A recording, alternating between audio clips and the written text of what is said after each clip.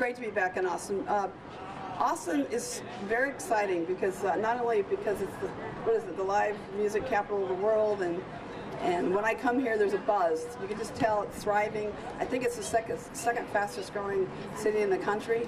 Am I right? I think I am. Fastest growing metropolitan. Fastest growing metropolitan area. Squeeze me. Okay. And since I've been coming here, I've just seen it prosper and thrive, and I love the inclusion here in Austin, the university, the schools, all the things that really equal a fantastic community. And you've got technology. Well, look at you guys are all here. Very rarely you have 4 or 5 cameras in the city anymore. So I appreciate you all coming out.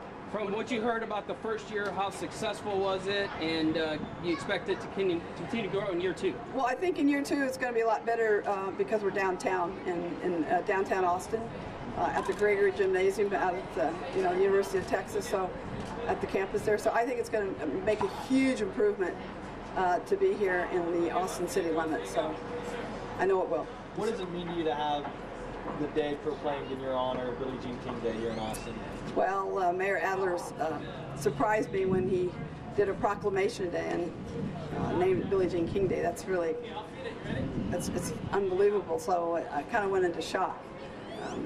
But it means a lot to me, but it also means responsibility. Anytime my name's mentioned or I see my name on something, then it equals responsibility. I'm still not finished. I've got a lot to do. I'm still tons of energy, started a leadership initiative. I'm on it. So it's about inclusion. And Lauren really was so good about the way he talked about inclusion and equality, and the mayor as well. So thank you. What do you want people to think of when they hear it's Billie Jean King Day? When it's Billie Jean King Day, I want them to really think about supporting the Aces. That's what I really want. This is a huge endeavor for Lauren Aveney and for the other people that are his associates. It's a huge endeavor from the league point of view. We want Texas to have professional tennis at the top in the world, and we think Austin is absolutely perfect for it. So for me, I've always felt that team tennis is probably, it's probably the most important thing I'm going to do with my life. Because if you watch a World Team Tennis match, like I said, you'll see my philosophy on life.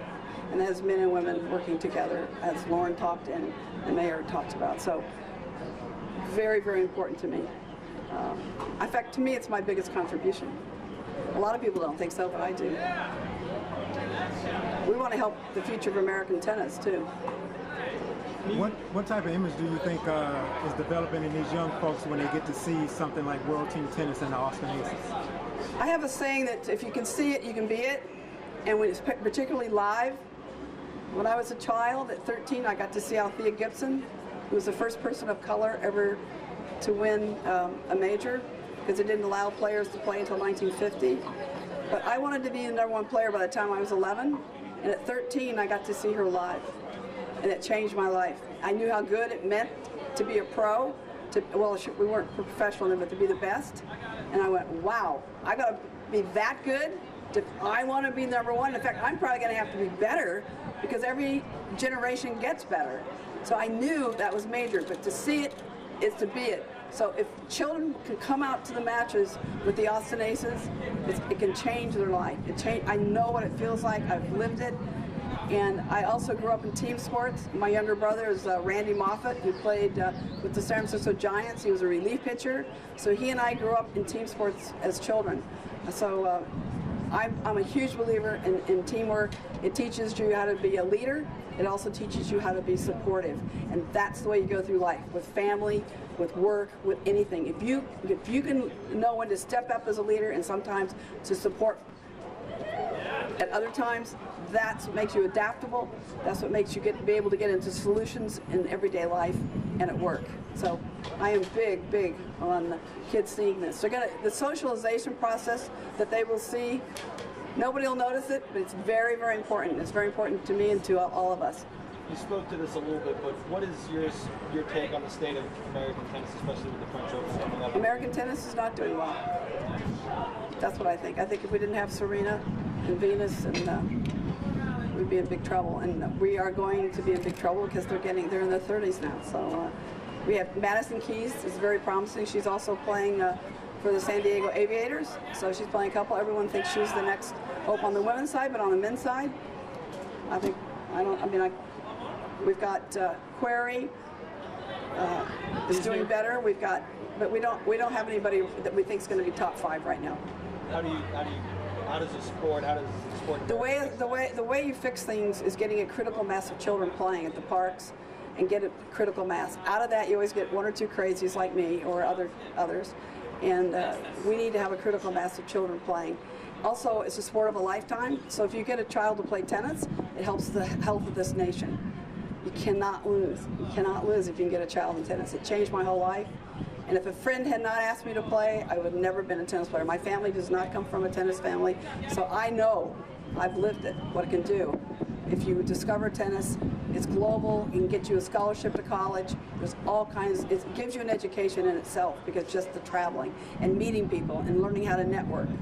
It's an amazing sport from that point of view. I mean, I've been to every continent because of tennis.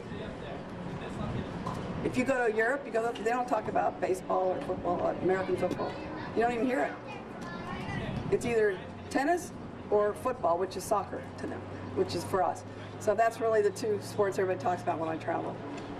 Mr. Mayor, why was it important for you to declare today Billie Jean King dead?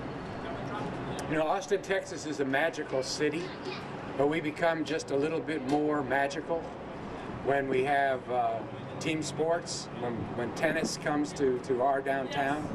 I think that helps the city. We become a little bit more magical anytime that Billie Jean King would choose to grace us here with her presence because of what she means and because of what she's done, and because so much of her life's work is so aligned with what is special and what I love about this city.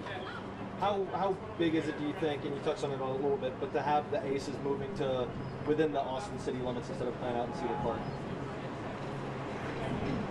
You know, I think it's important to the city of Austin. You know, I love Cedar Park. Cedar Park's a great neighbor, and sorry we had to take the team away from Cedar Park. But I'm excited that it'll be downtown and accessible to so many more people. The opportunity is so much more open to so many people. I'm excited it's coming to our downtown. Billy, besides the Aces, are there any Austin ties you have? Do you have any Austin affiliations? Now that you have a day. Well, I'm just trying to think how, you know, I'm 71, so I've been coming to a lot of cities for a long time. And the reason I always loved Austin is because of the vibe when I've come here, even as a younger person. And I always love the fact, I think anytime a city has a school like the University of Texas and others, for some reason, it just makes it special, have that educational factor. And then you've got your music, and you've got professional tennis now, and you've got all these things. They all add up, but you guys are thriving because of the way you're doing business. Business is major. You're just absolutely thriving and growing with technology and other things. So I can't remember the first time I was here. Let me think about it. I have a lot of history in a lot of cities. I probably have more history in Houston than I do. Obviously, we started women's professional tennis there, and then I played Bobby Riggs there in 1970. So, but I love Austin also because of the hills. I think I was back here. I know when I was here in the 70s. Had a great time, and it wasn't quite so busy then. It was like I played. Where did I play? I played out which. Lakeway. Yeah, we played at Lakeway when there was nothing there, okay? And now everyone tells me it's packed. Is it? It is. So it was nothing back in 1970. I can remember exactly, 1975. Spring of 75 for sure. And then I was here before that, but I remember that.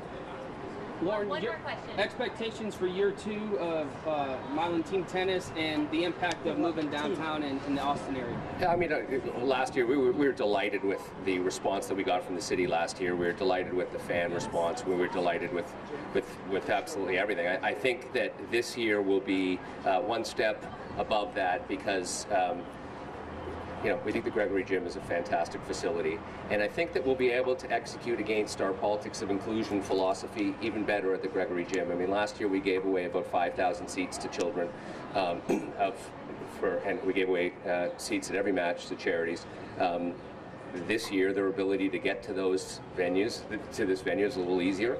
And I think that bringing this to a major city like Austin is great for the city and great for the team and just generally great. So, and I mean, just, as Billy said, the Austin Aces and World Team Tennis is about an entire year integration into the community. So next month we give 1,000 rackets to children in Austin, who probably otherwise wouldn't have had tennis rackets. We give them tennis balls. We do lunch for 750 kids.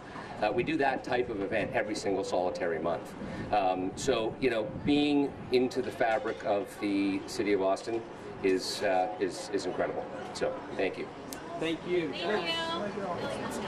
Team Tennis has given out 350,000 rackets, and we're the little guys.